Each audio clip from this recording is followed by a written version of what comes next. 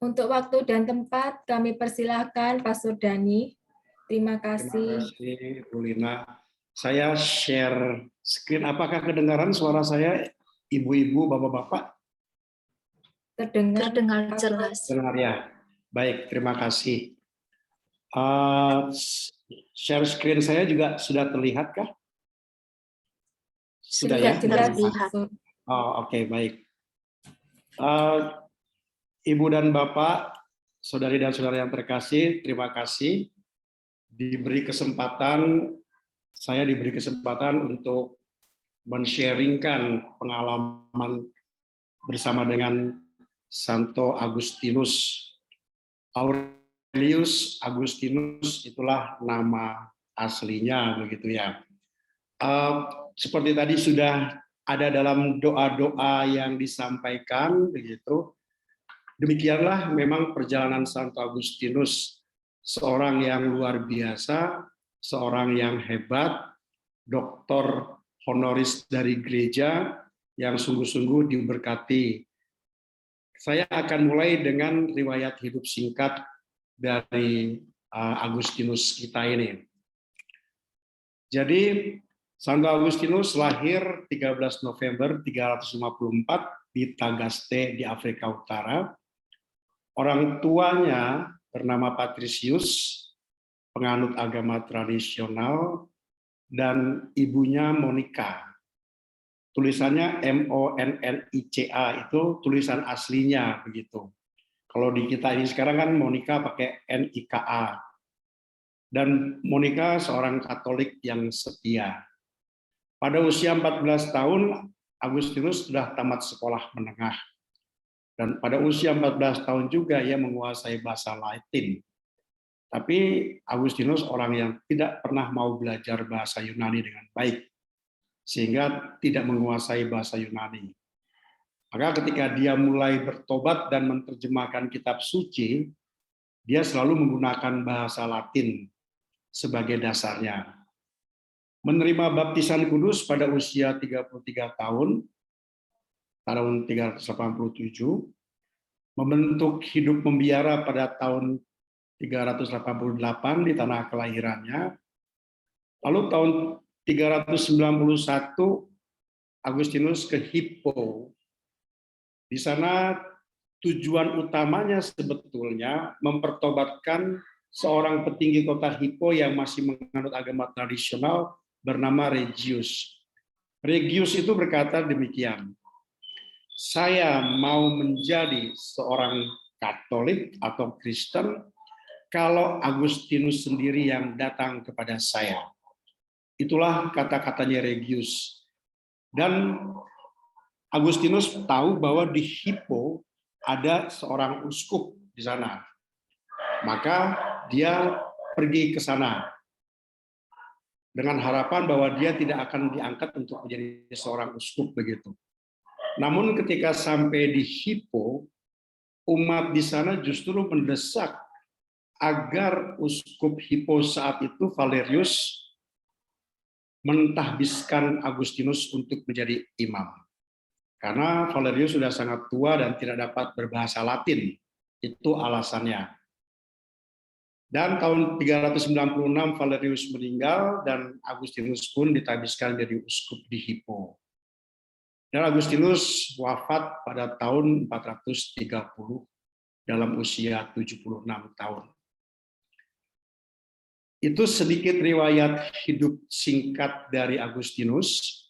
Lalu saya ingin menampilkan sisi intelektual dari Agustinus. Agustinus pada usia 14 tahun sudah tamat sekolah menengah, usia 16 tahun menempuh pendidikan tinggi, menempuh sastra, filsafat, pidato, sejarah. Kita bisa bayangkan usia 16 tahun. Itu hanya orang yang luar biasa cerdasnya seperti itu. Karena memang pada dasarnya Agustinus sangat haus akan pengetahuan umum. Usia 19 tahun, ia membaca sebuah buku yang berjudul Hortensius. Hortensius ini mengenai hikmat dan kebenaran, karya Tullius Cicero. Itu seorang filsuf Yunani yang luar biasa. Sampai sekarang pun saya membaca Hortensius masih bingung. Tapi Agustinus membaca di usia 19 tahun. Hebat. Lalu kemudian dia menulis lebih dari 1000 buku dengan judul yang berbeda.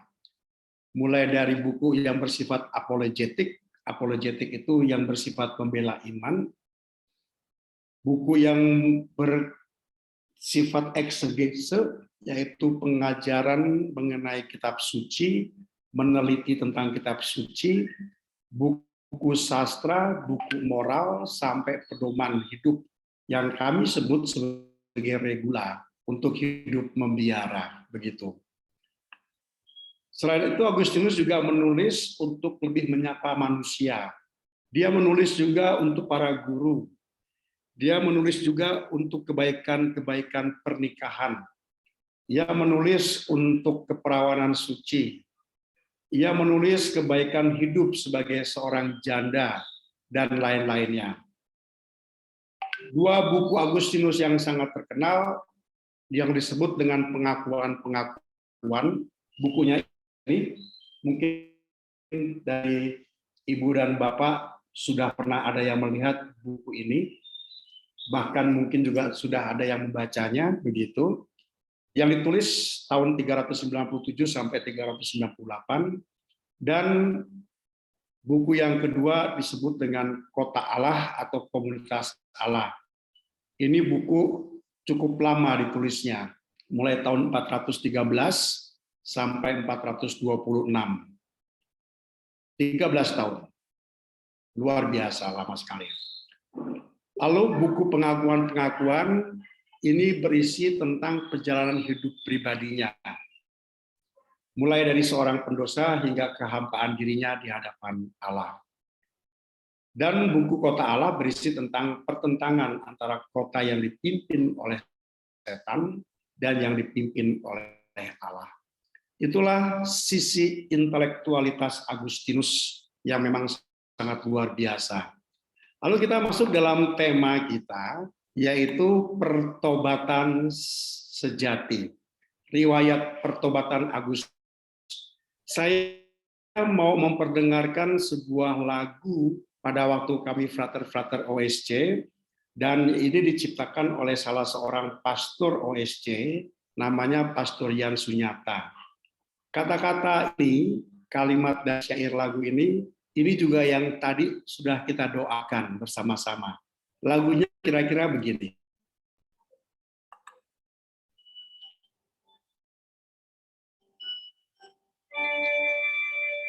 Terlambat sangat aku mencintai keindahan, betapa aku betapa. Terlambat sangat aku mencintai. Kau di dalam diriku aku mencarimu dengan membuka hidupanku. Bagai air yang tercurah aku menderasani daripada. Habis jasa di tengah keindahan yang bukan dikau. Lantas kau teriak menjerit mendongkrak ketulisanku. Merampir dengan menyilaukan menghabiskan kebutaan. Oh, mengharum aku manggil. Masih aku tersengal mencari nafas, mencari dikau. Aku mencicipimu sedap itu, aku lapar dan haus akan dirimu. Aku yang cepat terbakar telah kau nyalakan, dan kini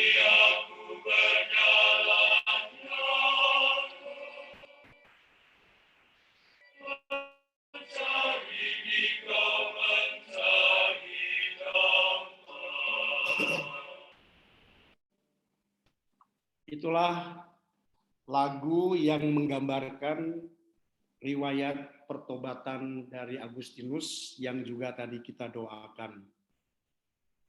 Agustinus merasa sungguh terlambat ketika ia mencintai Tuhan.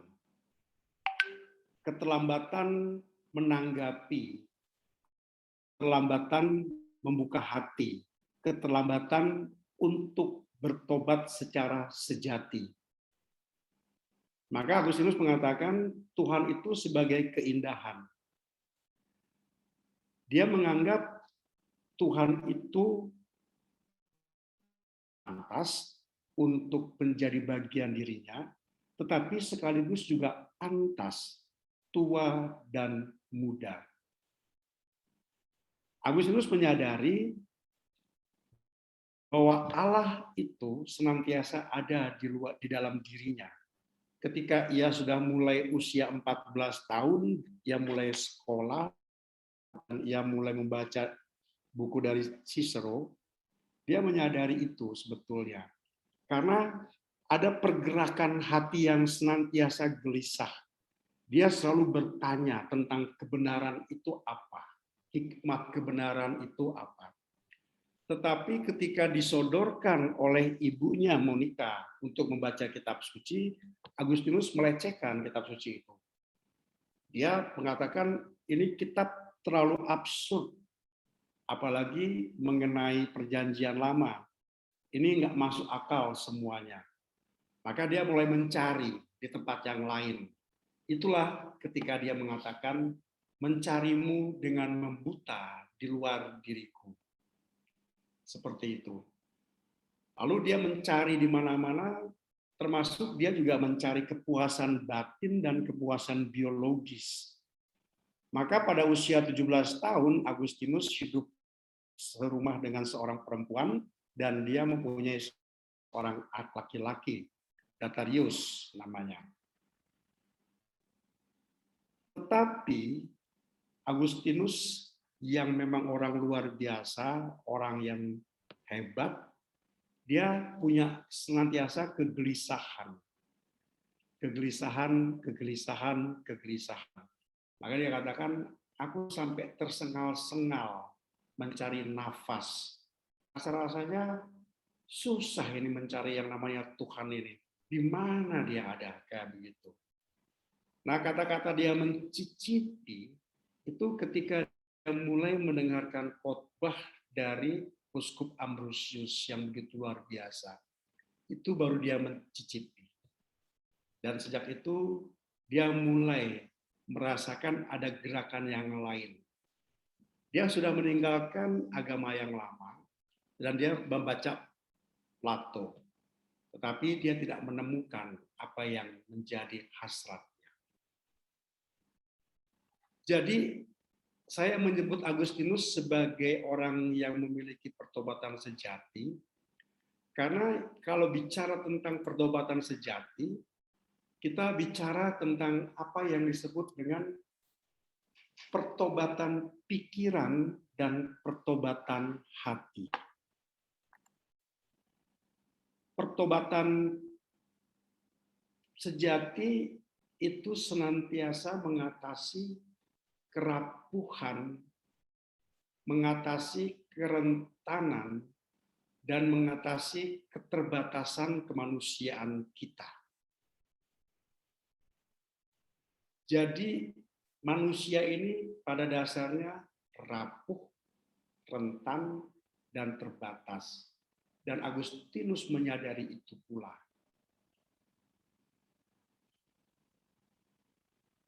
Pertobatan sejati mengatasi yang namanya keengganan manusia untuk mengikis dosa-dosa personal, dosa-dosa kultural, dan dosa-dosa sosial.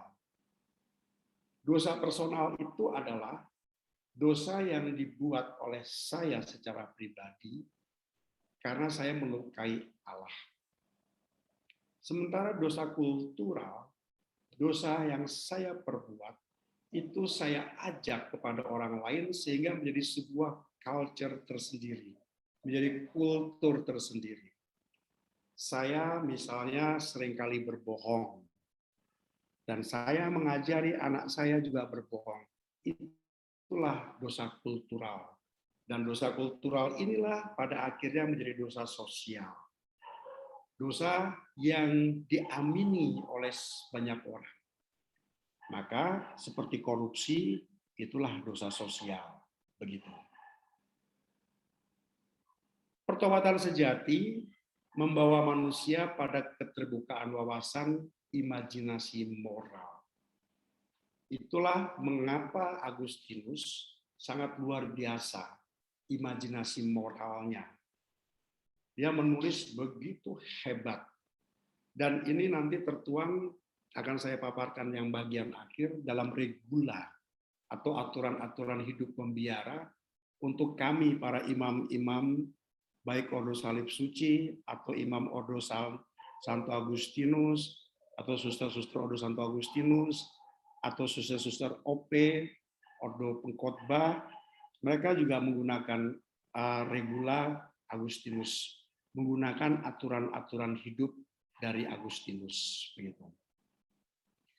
Mari kita lihat sekarang apa yang dimaksudkan dengan pertobatan pikiran dari Agustinus.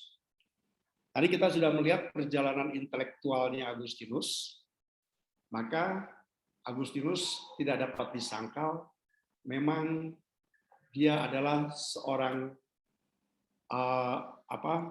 intelektual sejati. Ia senantiasa haus akan ilmu pengetahuan, dan ia tidak pernah puas dengan apa yang didapatkannya. Sehingga bagi Agustinus, yang namanya kebenaran itu hanya didasarkan pada rasio. Di luar itu tidak ada kebenaran. Tadi seperti katakan, ketika ibunya menelurkan kitab suci kepadanya, yang bagi kita orang beriman sebagai sumber kebenaran, Agustinus menolaknya. Bahkan Agustinus memandang bahwa kitab suci itu sungguh tidak masuk akal. Kemudian ketika ia melihat kitab suci tidak masuk akal, ia mengikuti ajaran yang disebut dengan Manikeisme.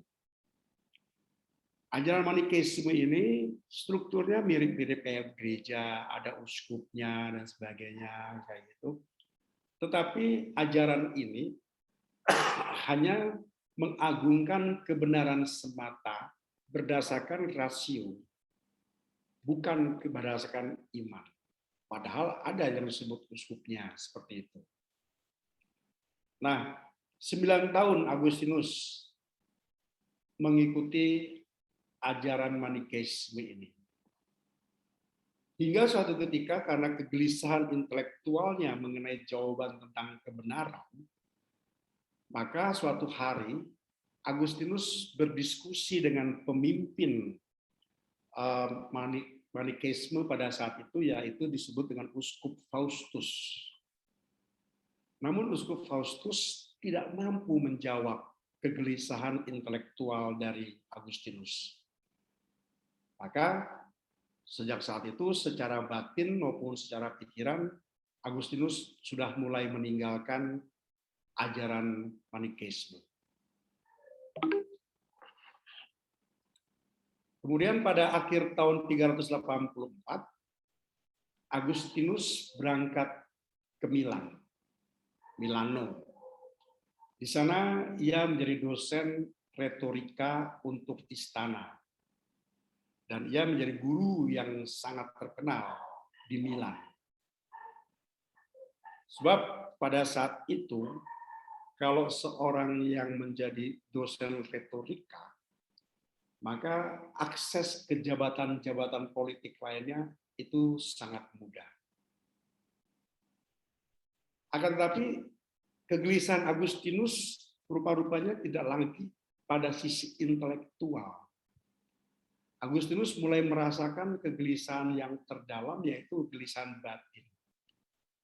Bahwa ia tidak merasa cukup bahagia dengan seluruh apa yang ada. Agustinus merasa ada yang disebut dengan kehampaan. Ada yang disebut dengan kegelisahan. Itu mirip-mirip dengan orang yang modern, begitu sibuk sehari-hari, ketika pulang dia merasa hampa. Rasanya tidak ada apa-apanya. Itulah penyakit manusia modern. Dan Agustinus punya penyakit modern pada zamannya. Seperti itu. Nah, suatu ketika dalam perjalanan untuk menyampaikan sebuah pidato penting di hadapan kaisar, ia melewati seorang pengemis. Dan ternyata pengemis itu Agustinus melihat hidupnya nggak diliputi kecemasan. Dia tidak punya apa-apa, tapi dia justru tampak bahagia. Dan Agustinus mulai merenungkan apa sebetulnya yang dia cari. Agustinus sangat hormat dengan Uskup Ambrosius, Uskup Milan. Uskup Ambrosius pun seorang filsuf dan juga ahli retorika. Dan Agustinus mengagumi khotbah-khotbah dari Uskup Ambrosius. Dan karena khotbah-khotbah itulah, dan juga dengan studi-studi yang lain, Agustinus mulai lebih mencari jawaban atas kegelisahannya. Maka dia mulai belajar dan membaca tentang Neoplatonisme. Dan di situ ia mulai serasa seolah-olah mendapatkan jawaban bahwa inilah yang betul yang saya cari. Seperti itu. Tetapi Agustinus masih belum memutuskan untuk ke arah mana haluan hidupnya. Suatu ketika, ia mendengar dua orang yang bertobat setelah membaca riwayat hidup Santo Antonius Pertapa. Dan Agustinus merasa sangat malu. Dua orang itu dua orang yang sangat sederhana. Lalu dia mengatakan, masa sih orang-orang yang tidak terpelajar memilih surga dengan berani. Tetapi kita dengan segala ilmu pengetahuan sedemikian pengejutnya sehingga kita hidup terus dengan bergelimangan rusak. Lalu Agustinus pulang dan berdoa dengan caranya di sebuah taman dekat rumahnya. Doanya, berapa lama lagi ya Tuhan? Mengapa aku tidak mengakhiri perbuatan dosaku sekarang? Sangat mendalam. Berapa lama lagi ya Tuhan? Mengapa aku tidak mengakhiri perbuatan dosaku sekarang? Dan itu didoakan. Tidak panjang-panjang, tidak luar biasa, tetapi sangat mendalam. Dan ketika ia berdoa, dia mendengar seorang anak seolah-olah sedang bernyanyi. Tole legi. Ambillah dan bacalah. Terus dia mendengar itu. Dan akhirnya ketika dia pulang, dia mengambil kitab suci. Pada saat itu, ketika dia membuka Roma. Marilah kita hidup dengan sopan seperti pada siang hari. Kenakanlah Tuhan Yesus Kristus sebagai perlengkapan senjata terang. Dan janganlah merawat tubuhmu untuk memuaskan keinginannya. Jadi, apa yang ditanyakan oleh Agustinus di dalam doanya berapa lama lagi ya Tuhan? Mengapa aku tidak mengakhiri perbuatan dosaku sekarang? Dan itu dijawab dengan surat Rasul Paulus kepada jemaat di Roma 13 sampai 14. Dan sejak saat itu Agustinus mengatakan, ini dia jawabannya. Dan pada musim panas tahun 386, setelah membaca kitab Roma yang sangat memukanya, Agustinus mengalami suatu pribadi yang mendalam. Jadi dia masih belum untuk mengikuti Kristus dengan baptis. Dia krisis. Karena bagaimana mungkin dia bisa mengikuti Kristus sementara dia sendiri menjadi bagian di luar Kristus tanpa baptisan.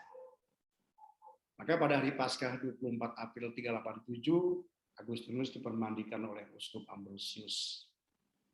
Ia meninggalkan karirnya dalam retorika, melepaskan jabatannya sebagai seorang profesor di Milano, dan gagasannya untuk menikah dibatalkan. Jadi ketika Agustinus pergi ke Milan, ibunya Monica masih ada di kampung halamannya. Begitu. Dan pada waktu Agustinus sudah mulai menjadi profesor di istana, ibunya dipanggil. Ibunya lah Monica mulai menyiapkan perkawinan untuk Agustinus. Perkawinan. Lalu Agustinus harus menunggu 2 tahun karena gadis yang dipilihkan untuk dia oleh ibunya masih di bawah usia di bawah. Jadi harus menunggu sampai usia yang diperkenankan pada saat itu. Dan ketika ia memutuskan untuk dibaptis, ia membatalkan perkawinannya. Itulah pertobatan pikiran Agustinus perjalanannya. Dari pertobatan ini yang paling saya senangi dari Agustinus adalah pertobatan tentang pandangan mengenai penciptaan. Mengapa saya mengambil ini? Pertama-tama karena Agustinus ketika ia diminta oleh ibunya untuk membaca kitab suci Perjanjian Lama, khususnya dia menolak karena ia tidak melihat penciptaan itu sebagai sesuatu yang masuk akal baginya. Dia mentertawakan itu. Dan Agustinus ketika mulai bertobat, tadinya dia mengikuti neoplatonisme bahwa penciptaan itu karena adanya semesta alam berdasarkan benda-benda materi purba, dan itu diamini oleh Agustinus sebelumnya. Maka sekarang ketika Agustinus mulai bertobat secara pikiran, dia justru melawan dari neoplatonisme itu. Dan dia mengatakan bahwa penciptaan itu tidak diciptakan dari materi tertentu, melainkan dari ketiadaan. Sebab Tuhan juga menciptakan materi. Bukan hanya tertib dan susunannya galaksi-galaksi ini. Tetapi Agustinus meyakini bahwa Allah memang ada dan ia menciptakan seluruhnya ini dari ketiadaan. Sementara neoplatonisme mengatakan bahwa penciptaan itu ada campur tangan Tuhan dan sudah ada yang disebut dengan materi-materi purba. Jadi ada kombinasi kerjasama antara Tuhan dengan materi-materi yang sudah ada. Kira-kira demikian. Dan itu langsung dibantah oleh Agustinus ketika ia mulai bertobat. Inilah bentuk pertobatan pikiran Agustinus. Menurutnya, manusia harus menyadari dan mengakui akan adanya yang transendensi. Akan adanya sesuatu yang tidak mampu dijangkau dan melebihi dari manusia itu. Transenden, yang luar biasa, nun jauh di sana, tapi dekat di sini. Begitu kira-kira pertobatan pikiran dari Agustinus tentang penciptaan. Lalu yang kedua dari pertobatan pikiran Agustinus, dia berbicara tentang waktu. Menurut Agustinus, yang namanya waktu itu sulit untuk dijelaskan. Dia mencoba bertanya dan menjawab. Dia bertanya pada diri sendiri dan menjawab. Lantas apa itu waktu? Jika tak seorang pun menanyakan padaku, aku tahu waktu itu. Tapi kalau ada yang berusaha menjelaskan dan dia bertanya, aku tidak tahu yang namanya waktu. Sehingga bagi Agustinus, waktu itu hanya ada dalam internalisasi hidup. Dia mengatakan hanya ada waktu lampau, yaitu ingatan, waktu sekarang, dan waktu yang akan datang. Karena manusia hanya berada di rentang 3 waktu itu. Saat ini saya berada di sini karena saya ada masa lalu dan saya ada masa depan. Masa depan itu tidak pernah bisa diukur sampai kapan. Satu hari besok pun disebut masa depan. Maka Agustinus tidak pernah bisa mengatakan waktu sekian. Bagi Agustinus, waktu bukanlah matematis. Tapi waktu hanya ada dalam memoria, ingatan, ada dalam pilihan realitas. Pilihan realitas itu saat ini saya berada di sini, maka inilah realitas saya, pilihan saya. Dan untuk waktu yang akan datang, harapan. Maka kata Agustinus, waktu itu diciptakan saat dunia diciptakan. Bersamaan, termasuk dengan manusia. Jadi tidak ada waktu yang, ya orang berbicara tentang jam berbeda dengan waktu menurut pandangan Agustinus. Jam itu 24 jam, tapi waktu itu adalah sebuah rentang yang tidak tahu, tidak ada ukuran matematisnya. Dan di sini Agustinus menegaskan bahwa ketika dia berbicara tentang waktu, Agustinus menegaskan bahwa Tuhan itu bersifat kekal dan ia berada di luar dunia, di luar manusia, dan waktu. Dunia, manusia, dan waktu adalah suatu proses kehidupan moralitas, mental. Yang berarti Agustinus mengartikan waktu sebagai sesuatu yang bersifat mental pada akhirnya. Sewaktu masa lampau ketika kecil, mental dan moral saya tentu berbeda dengan mental dan moral saya saat ini.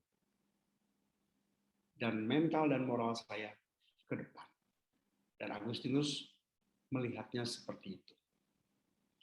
Maka seorang filsuf besar Indonesia saat ini, Romo Manisusiono, pernah mengatakan, cintailah dan lakukanlah apa yang kamu kehendaki. Sebab itulah jalan menuju kebahagiaan. Saya harus mencintai. Kalau saya memilih LPV ini, Love, Praying, and Family Community ini, maka cintailah dan lakukanlah. Karena itu yang akan membahagiakan. Saya memilih untuk berkeluarga, cintailah keluarga saya. Karena itu yang akan membuat bahagia.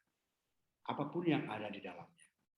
Mencintai kehebatannya, mencintai kelemahannya, mencintai kekurangannya, mencintai keterbatasannya, mencintai kerapuhannya, termasuk mencintai juga seluruh apa yang ada. Saya memilih untuk menjadi seorang imam dan ordo salib suci, cintai dan lakukan sebagai seorang imam dan mencintai sebagai seorang imam. Kira-kira demikian refleksi tentang pertobatan pikiran Agustinus mengenai waktu. Lalu kita masuk sekarang kepada pertobatan hati. Dari lagu yang tadi, dari doa-doa Santo Agustinus, dari syair lagu yang ada di samping yang tadi kita nyanyikan tadi, kita mendapatkan betapa sejatinya seorang Agustinus itu orang yang keras hati. Kalau orang Sunda bilang kekeh, berbeda dengan keras kepala. Keras hati. Kalau sudah tidak mau mengampuni, sampai mati nggak mau mengampuni. Dendam, itu orang keras hati.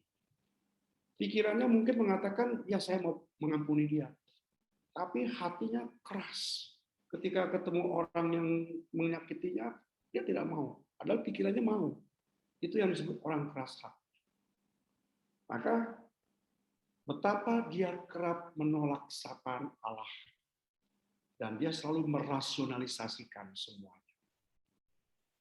Allah menyapa Agustinus dengan banyak hal. Mungkin pernah kita juga dengar cerita tentang Agustinus yang sedang berpikir keras mengenai Trinitas. Mikir terus, Tritunggal. Ketika ia sedang berjalan-jalan di tepi pantai, ia melihat seorang anak kecil sedang menggali lubang di tepi pantai itu, lalu berusaha memasukkan air laut ke dalam lubang kecil yang dibuatnya. Dan Agustinus bertanya, apa yang kamu lakukan? Dan anak itu menjawab, saya sedang berusaha memindahkan air laut ini ke dalam lubang ini. Dan Agustinus tertawa. Itu hal yang tidak mungkin. Dan itulah juga yang dijawab oleh anak itu sebagai hal yang tidak mungkin ketika engkau mau memindahkan Allah ke dalam pikiranmu. Allah tidak mungkin bisa dipindahkan ke dalam pikiran. Tetapi Allah selalu bersemayam di dalam hati.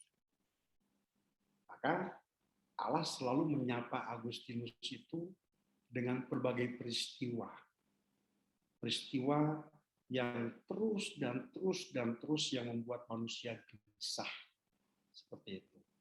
Maka kata-kata Agustinus ketika ia bertobat, pertama-tama dia mengatakan, terlambat sangat aku mencintai. Betapa Allah sudah menggempur dia habis-habisan, tapi karena keras hatinya, lepas. Dan betapa dia menjadi orang yang begitu lembut hatinya. Dan dia mengatakan, terlambat sangat aku mencintai.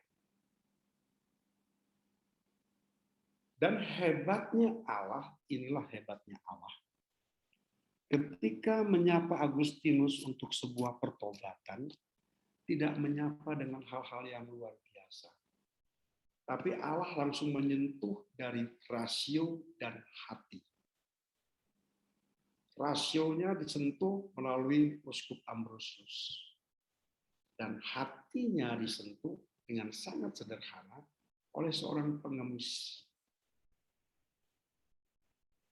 Oleh dua orang yang lebih memilih masuk surga. Jadi gempuran Allah itu nggak main-main. Dari atas dan dari bawah. Kayak hati dan dari rasio. Jeduer. Kayak. Dan itulah akhirnya Agustinus mulai bertobat.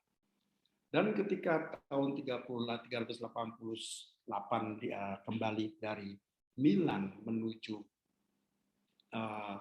tempat kelahirannya, di tengah jalan ia mendengar ibunya Monica meninggal. Dan dia juga mendengar anak laki-laki yang hasil hubungan gelapnya juga meninggal. Dia tidak punya siapa-siapa. Ketika dia sampai ke Tagaste, tempatnya, dia mulai membangun hidup membiara jauh dari kebisingan, jauh dari hura-hura, jauh dari puja-puji, jauh dari yang namanya penghormatan. Dan disitulah ia menulis aturan-aturan hidup membiara. Karena sebagai pertobatan sejatinya itu. Pertama-tama ia menulis tentang kemiskinan. Dalam regula kami, dalam aturan hidup membiara kami, dikatakan demikian. Jangan ada milik pribadi. Tetapi usahakanlah agar segala sesuatu menjadi milik bersama. Superiormu harus memberi pakaian dan makanan kepadamu masing-masing. Tetapi tidak harus sama untuk semua, karena semua tidak mempunyai kondisi kesehatan yang sama. Tetapi lebih berdasarkan pada kebutuhan. Inilah yang kamu baca dalam Kisah Rasul, mereka memiliki segalanya bersama-sama, dan setiap orang menerima sesuai dengan keperluannya. Akan tetapi mereka yang tidak mempunyai apa-apa, janganlah mencari-cari apa yang tak dapat mereka miliki di luar biara. Jadi, kata Agustinus, biara itu bukan tempat mencari harta, bukan tempat mencari makan yang enak, bukan tempat mencari popularitas, tetapi justru dia harus mampu menerima. Dan itu terbalik 180 derajat dengan kehidupan Agustinus sebelumnya. Orang kaya yang dulu rupanya mempunyai kedudukan penting, janganlah memandang rendah saudara-saudaranya. Ini refleksi Agustinus ketika ia menjadi orang yang begitu hebat dan luar biasa. Menjadi profesor retorika, menjadi profesor di istana, dan ia melihat orang lain yang tidak seide dengan dia, itu bukanlah siapa-siapa.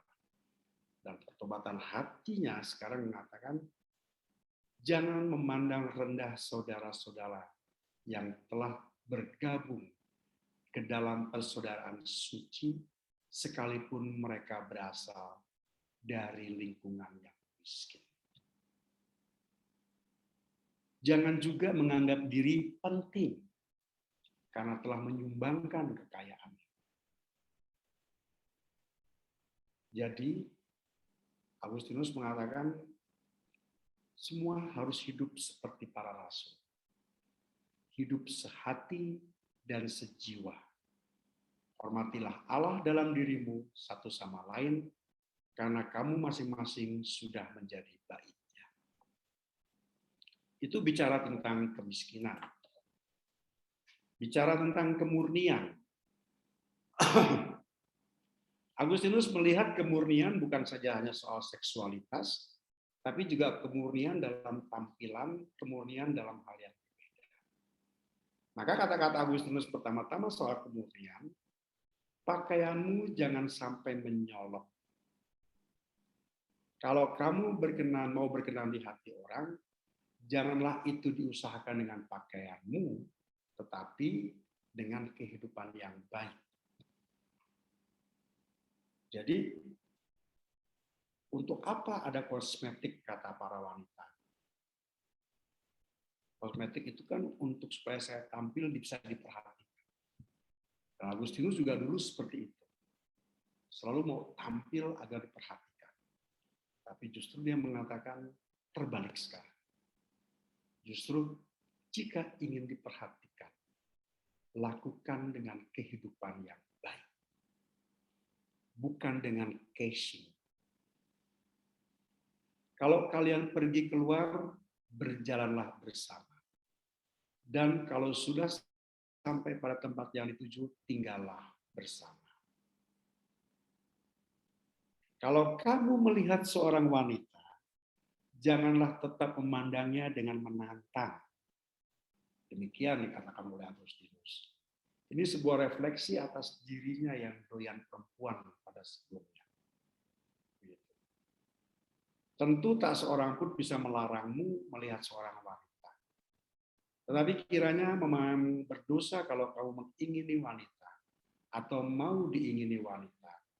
Sebab yang dapat menimbulkan birahi bukan hanya soal sentuhan atau perasaan cinta, melainkan juga mata.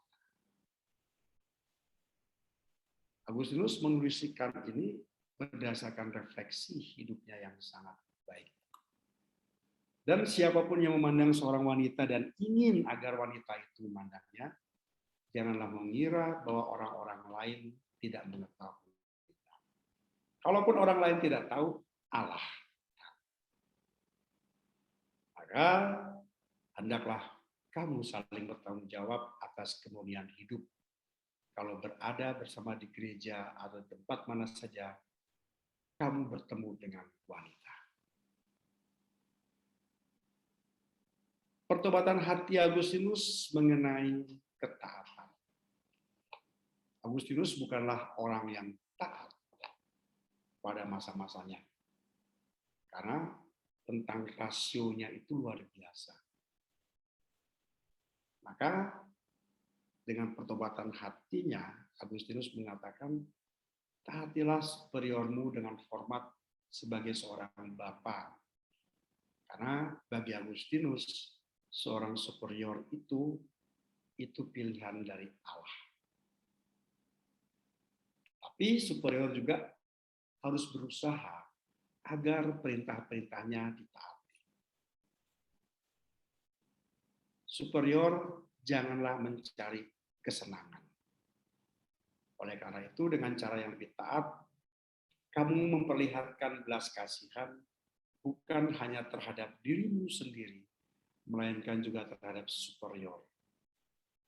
Dengan begitu, kita akan mengalami sehati dan sejiwa secara bersama-sama.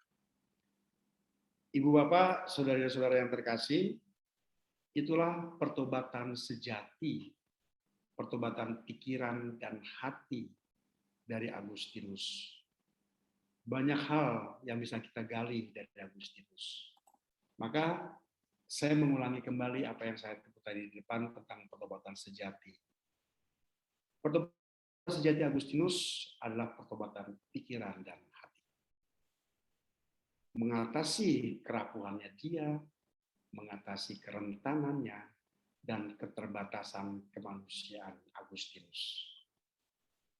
Sekaligus mengatasi keengganan Agustinus untuk mengikis struktur-struktur dosa, baik personal, kultural, dan sosial. Dan yang akhirnya membawa Agustinus pada keterbukaan wawasan imajinasi moral yang luar biasa. Demikianlah yang bisa saya sampaikan. Mudah-mudahan penyampaian ini